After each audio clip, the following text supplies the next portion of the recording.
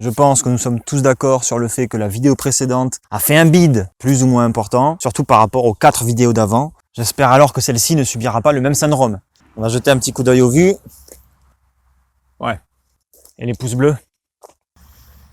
C'est un peu faiblard, il en manque.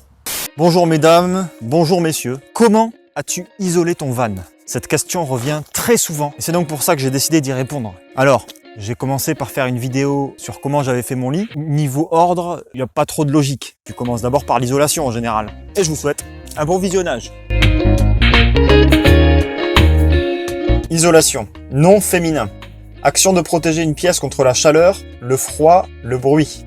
Voilà, ça me semble assez clair. Alors déjà, il y a plusieurs isolations, mais nous, celles qui vont nous intéresser, c'est l'isolation thermique et l'isolation phonique ou acoustique. La plupart des gens, quand ils isolent leur fourgon, ils pensent d'abord à l'isolation thermique. Donc évidemment, c'est le plus important, l'isolation thermique. Mais il y a aussi l'isolation acoustique, parce que quand tu es enfermé dans un fourgon, c'est aussi intéressant de se dire que tu ne vas pas entendre le bruit extérieur et que toi, tu vas pouvoir faire du bruit sans que l'extérieur soit impacté. Ah, vous voulez que je vous dise, Huguette? J'adore me balader ici. Qu'est-ce que c'est calme. Ah oui, moi aussi, Jean-Charles. J'adore ce parc. J'adore ce parc. Encore un verre? C'est calme, mais c'est bien dégueulasse quand même. C'est vrai que c'est dégueulasse, hein? Ou par exemple, pouvoir te garer dans des endroits où c'est vraiment le bordel.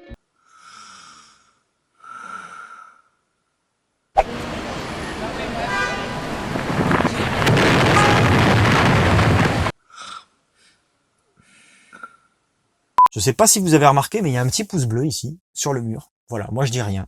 L'isolation thermique, c'est fait à la fois pour la chaleur et à la fois pour le froid. Donc l'isolation contre la chaleur, c'est par exemple pour éviter de ressembler à ça en plein été. Et l'isolation contre le froid, c'est pour éviter de ressembler à ça en plein hiver. Ensuite, il y a quand même une chose très très importante à retenir, c'est que votre fourgon, ce n'est pas une maison. Ce qui est exposé au froid et ce qui est exposé au soleil, c'est de la tôle, c'est du métal. C'est un très très bon conducteur thermique. Et vous pouvez pas faire une isolation d'une épaisseur de 50 cm comme dans une maison. Vous pouvez, rien ne vous en empêche. Vous vivrez dans un espace très réduit. Donc vous aurez jamais tous les avantages et vous aurez jamais une aussi bonne isolation qu'en maison. Il faut le garder en tête. Voilà. Ce qu'il y a à savoir, sans rentrer dans les détails bien évidemment, c'est que la performance thermique, la résistance thermique d'un matériau, représentée par la lettre R, dépend de la conductivité thermique du matériau et de l'épaisseur. La conductivité thermique du matériau, ça va être la capacité qu'a le matériau à conduire la température. Si vous foutez le feu par exemple à un morceau de métal, que vous le touchez à l'autre bout, il va être très chaud. La chaleur sera conduite très facilement. Si vous mettez le feu à un morceau de bois d'un côté et que vous le touchez de l'autre côté, il sera pas chaud parce que le bois conduit beaucoup moins bien la chaleur. Et plus il sera épais, plus il sera encore plus performant. Grossièrement, c'est ça. Les différentes méthodes pour isoler son van. Je vais vous donner les plus connues. Première méthode d'isolation, c'est de ne mettre rien. Tu n'isoles pas ton fourgon, tu n'isoles pas ton véhicule, tu t'en bats les couilles complètement parce que tu utilises ton véhicule seulement pour partir le week-end, pendant le printemps, quand il fait bon, tu mets juste un lit, un matelas, il fallait la dire cette méthode, hein, je suis désolé, c'est... Deuxième méthode, utiliser du multicouche. Le multicouche, je pense que c'est la méthode la plus connue de ceux qui aménagent des fourgons. Il y a plusieurs couches de matériaux isolants avec de l'air entre, parce qu'il faut savoir que l'air, ça isole très bien. Le double vitrage, c'est ça, il y a 2 vitres avec de l'air au milieu et l'air crée l'isolation. Ça isole très bien que quand l'air est emprisonné. Le multicouche, ça fonctionne de la même manière, et d'ailleurs tous les isolants fonctionnent de la même manière, c'est emprisonner l'air. Le meilleur isolant, théoriquement, c'est le vide, mais voilà, c'est pas facile de créer du vide comme ça. Le polystyrène extrudé, le polystyrène expansé, c'est quelque chose qui contient énormément d'air parce que c'est expansé, donc c'est-à-dire que c'est comme de la mousse et c'est ce qui crée la bonne isolation de ce matériau. Les laines, comme la laine de verre, la laine de mouton, la laine de bois. La laine de bois? Ah, mais les moutons, ça a de la laine, mais les bois, ça a pas de laine. Non, pas la laine de bois, la laine de bois. Le bois...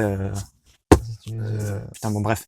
La laine de bois, la laine de mouton, la laine de verre, la laine de chanvre. Tous ces matériaux-là, c'est la sorte de laine qui comporte énormément d'air, c'est plus ou moins dense. Si vous voulez faire une isolation écolo, alors je connais pas les périodes exactes de tonte des moutons, mais tous les ans, les bergers tondent leurs moutons pour leur permettre de passer un été aéré, pour éviter que les moutons aient trop chaud. L'animal a été trouvé par un couple de fermiers australiens. Et malgré tout ce temps passé seul, Sean est en bonne santé. Les 2 fermiers pensent que le mouton porte plus de 20 kg de laine sur lui. Elle cache ses yeux et rend ses déplacements difficiles. Sean sera tondu dans les prochains jours On saura alors s'il est l'animal le plus laineux du monde. Vous pouvez la récupérer et après vous en faites ce que vous voulez. Si vous voulez l'utiliser pour l'isolation, vous l'utilisez pour l'isolation. Si vous voulez faire un pull avec, vous faites un pull. Vous faites ce que si vous voulez la manger, vous pouvez la manger. Je pense pas que vous allez chier un pull après, mais bon voilà, faire de l'isolation avec de la laine de mouton, c'est possible. J'en sais pas plus. Le liège aussi est un très bon isolant. Le liège projeté, donc il faut préparer une sorte de mélange, une sorte de pâte on va dire, et après tu peux projeter le liège où tu veux avec une sorte de pistolet. C'est un bon isolant parce que ça recouvre vraiment le moindre recoin. Après sinon il y a le liège en rouleau, le liège en plaque. Vous pouvez les coller là où vous voulez. Après sinon il y a une méthode qui fonctionne très bien. Vous faites des murs en parpaing dans votre fourgon, vous coulez du béton dans les parois. Au sol vous coulez une chape. Sinon, il y a une autre méthode qui est toute simple. Vous achetez un camping-car. Si vous n'avez pas envie de vous prendre la tête à faire l'isolation, vous achetez un camping-car. Vous vous ruinez. Ou si vous voulez aménager votre fourgon avec une isolation parfaite, vous achetez un camion frigorifique. L'avantage, c'est que c'est tout carré. Ça a une bonne isolation vu que c'est frigorifique. C'est original, mais ça se fait. Et voilà. Parmi toutes ces solutions, qu'est-ce que moi j'ai choisi ? Alors, le bruit de mon fourgon avant isolation. Et le bruit de mon fourgon après. Isolation 4 cm, mon gars.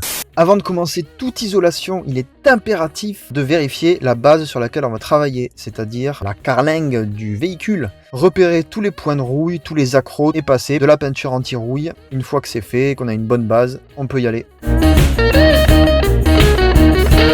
Ce que j'ai fait, c'est que je me suis renseigné sur tous les matériaux qui étaient existants et j'ai décidé du coup d'utiliser du liège et de la laine de bois.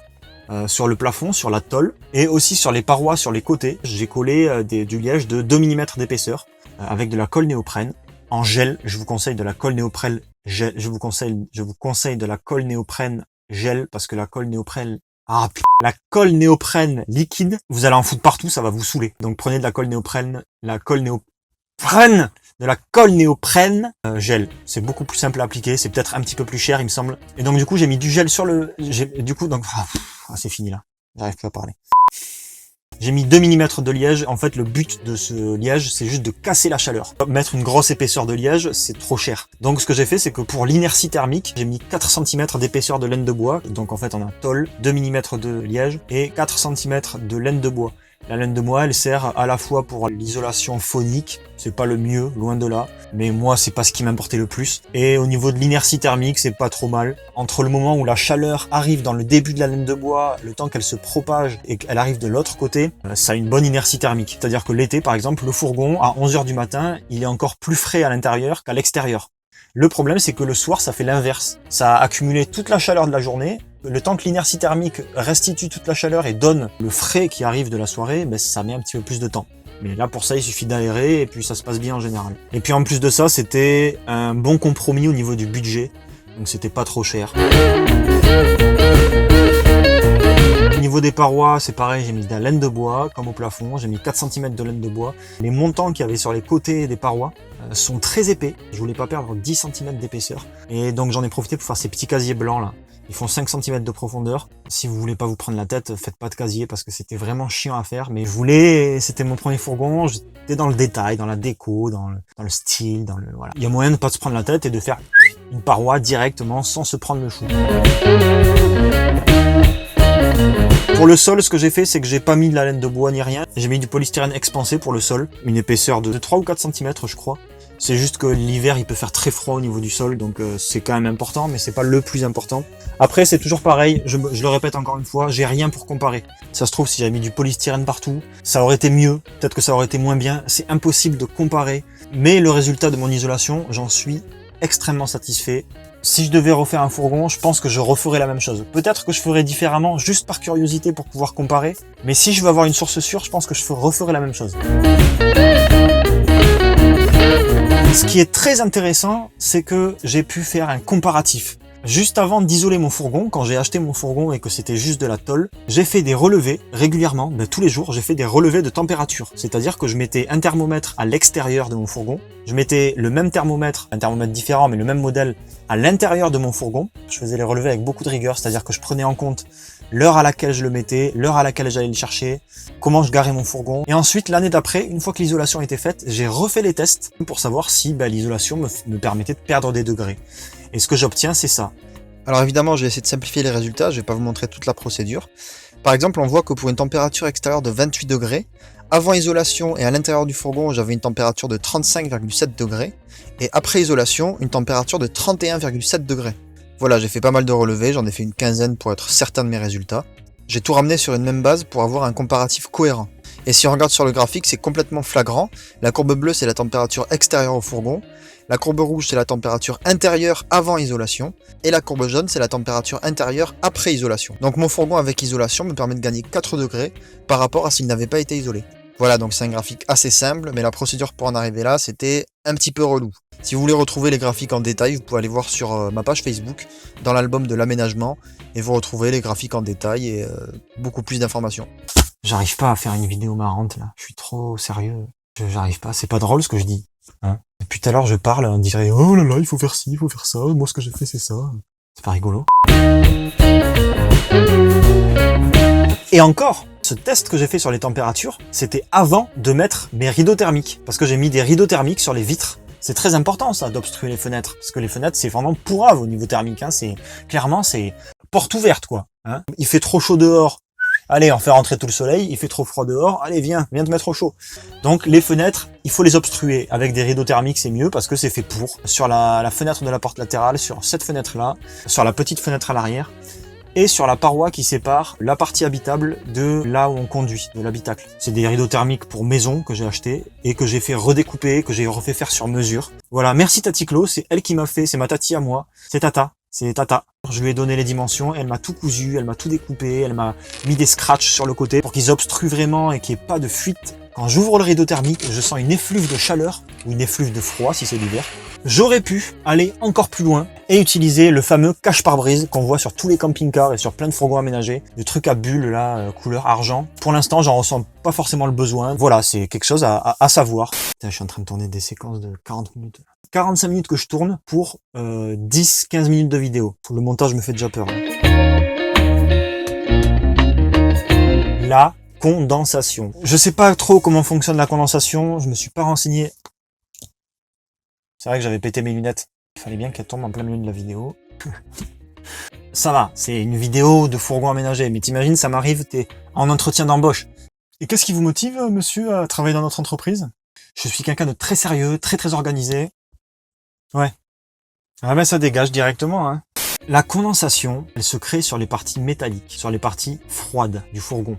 Vous verrez la condensation dessus le matin quand vous vous lèverez. Soit c'est humide, soit il y a carrément des gouttes d'eau qui pendent. C'est très désagréable. Les parties où il y a des parois, il y a quand même de la condensation, sauf que vous la voyez pas parce qu'elle est derrière, elle est cachée. Alors ça dépend comment vous avez isolé votre truc. Si vous avez mis par exemple du liège projeté, peut-être du pare-vapeur, peut-être qu'il y aura pas de condensation. C'est difficile à vérifier. Vous n'allez pas démonter votre paroi pour vérifier. Mais la condensation, il y en aura. C'est très compliqué à éviter la condensation. Et c'est pour ça qu'avant de faire une isolation de fourgon, les zones qui sont sensibles, par exemple où le métal est à nu, il faut passer de l'anti-rouille. L'hiver, vous aurez de la condensation, bon mais c'est une période à passer. Vous prenez un petit chiffon, le matin vous essuyez l'eau qui entre trop, vous aérez. Je vous rappelle que si vous voulez plus d'informations sur l'isolation de mon fourgon, vous pouvez aller sur ma page Facebook, vous aurez toutes les informations concernant tous les sujets, l'isolation, l'électricité, etc. Donc n'hésitez pas à aller y faire un tour et me poser des questions, surtout dans les commentaires. J'essaierai d'y répondre si je peux. J'essaie d'être le plus proche possible de ma communauté, de vous. J'espère que cette vidéo vous aura plu, que ça vous aura aidé, que ça vous aura donné des idées. Je vous souhaite une très bonne soirée. Je vous dis à très vite. Ciao.